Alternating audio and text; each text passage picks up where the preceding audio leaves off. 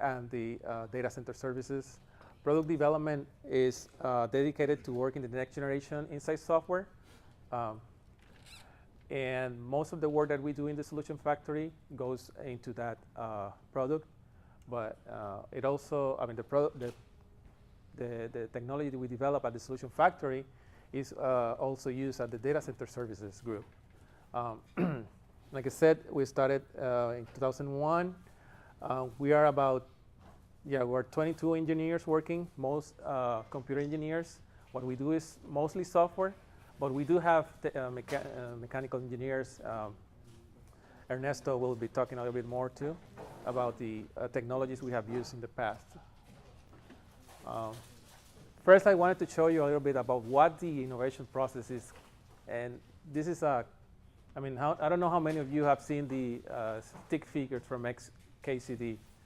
Probably most of you have. But this one I really like. You as a researcher usually become with these beautiful ideas, with this solution that you say, oh, this is completely awesome. And then when you go to the business side, it's interesting because, okay, right, you fix that problem, and now you can start working on what really matters for the business. So sometimes it happens in HP Labs. They keep working in the side of academia, and sometimes the business keep working and asking for other.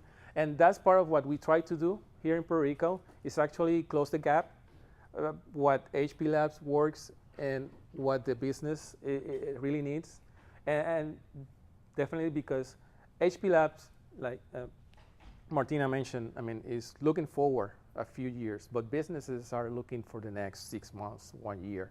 What's the next product I'm going to deliver? And it's sometimes create a chasm, that is sometimes difficult to cross, and groups like us are working on trying to fix that and delivering some solution to the business that they know that they could use in the near future. So just wanted to mention a little bit about the software development life cycle, which is part of what we do. Once we get technology transferred from HP Labs to our group, what we do basically is write some specifications as needed. Let's face it, in this section, most of the information is fuzzy. Requirements are not known because HP Lab do not develop products, they develop technology. And that innovation, make it into a product, is sometimes difficult to define. So we use an agile process and try to write a little bit of the specification and then create a prototype or run a pilot even to a customer. And then we create a product backlog and try to run the agile process we use, which is a Scrum, which actually is a very rapid development, rapid prototyping, sprints, development sprints of 3 to 4 weeks. So we can deliver something to the customer or the business unit in this case. And then that will become some release or product, and that we can pass to different business units or services. So I just wanted to show you a little bit of now. I don't know if anybody of you have any questions about that. It's a very simple process, though.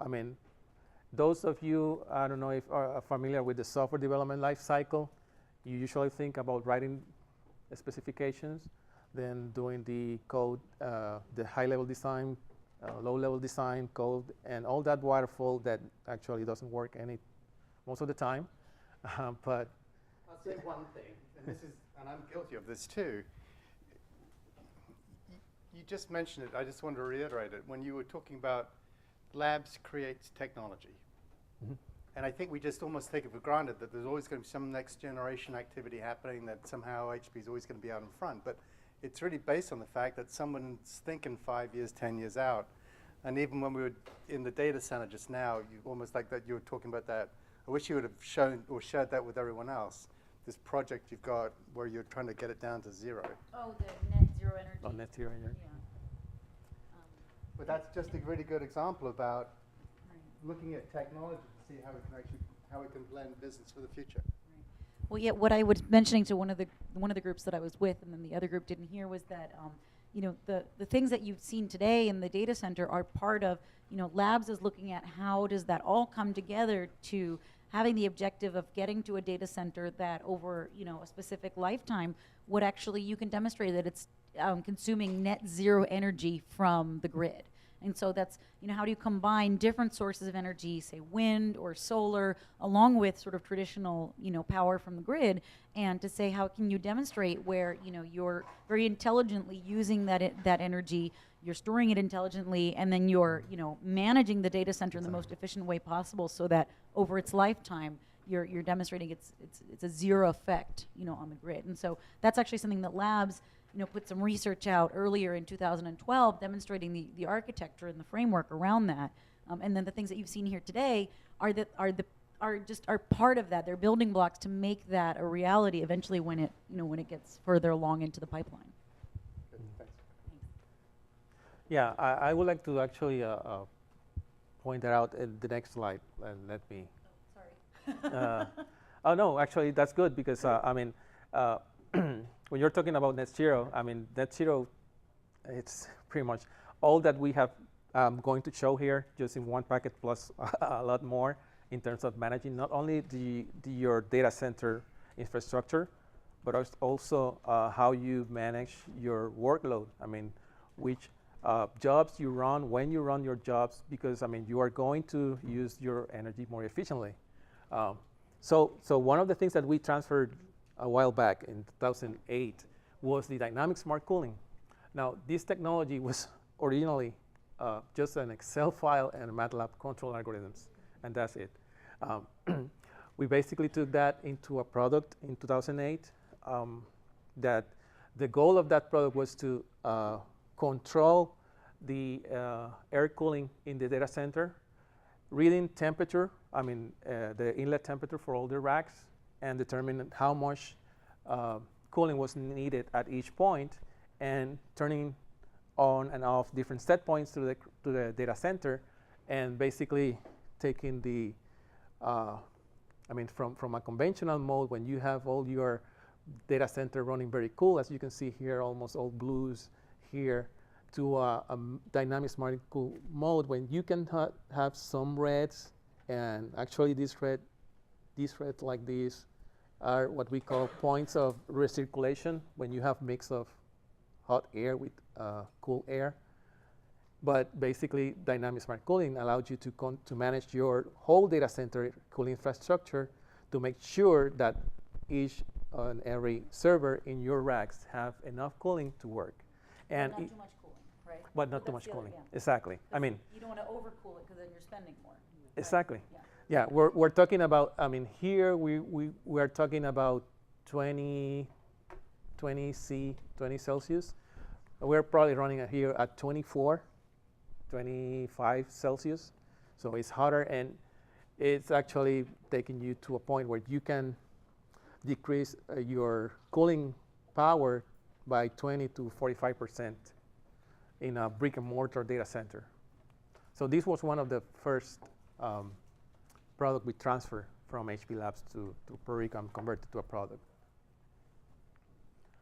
The next one, I mean, everybody here knows about the EcoPods, the product from HP, the pods. The pods, the EcoPods. Yeah. Yeah, well, the EcoPod is basically the same concept of the pod, right? But it has this cooling infrastructure, all these 24 cooling units that can either use outside air or use chilled water, depending on the temperature outside, etc. So we basically can use the environmental cooling if there is or free cooling basically to try to cool the whole data center. Now, good, it looks fine. This was a tool we designed here in Puerto Rico based on technology transferred from HP Labs to model the behavior of these cooling units. And here we have two configurations. This is for the same location in Washington, Quincy, Washington. This one I'm just highlighting the ASHRAE recommended operating envelope is what we call the normal operation when you have your rack inlet temperature running at 25, 27 Celsius. But I mean, that takes some time, amount of cost to run annually. However, HP equipment can run hotter than that. And if we take that into 32 Celsius, we can basically save about $100,000 per year at the same site. And we are not losing anything. I mean, we are not causing any problems to the hardware here. It's running just hotter, but it's running with enough cooling that it can work fine. So it is part of what we do here, right? Again, trying to make to add more IT equipment and reduce the cooling and make sure that it has all the cool or air needed to keep it working. And again, this doesn't look okay, but basically we are going from 69% of total cooling, of total power use of cooling used in ACs when we are in the 20 Celsius inlet temperature, going to 5% only, so it's almost free cooling here when you just increase the temperature from 27 to 32 Celsius. Okay. And now we have gone from brick and mortar to EcoPod. Now, if we talk about the next level, which is managing different sites and different locations, this is something that we've been working lately, which is the real-time energy management. Now, imagine all this instrumentation that we already have in the data center now.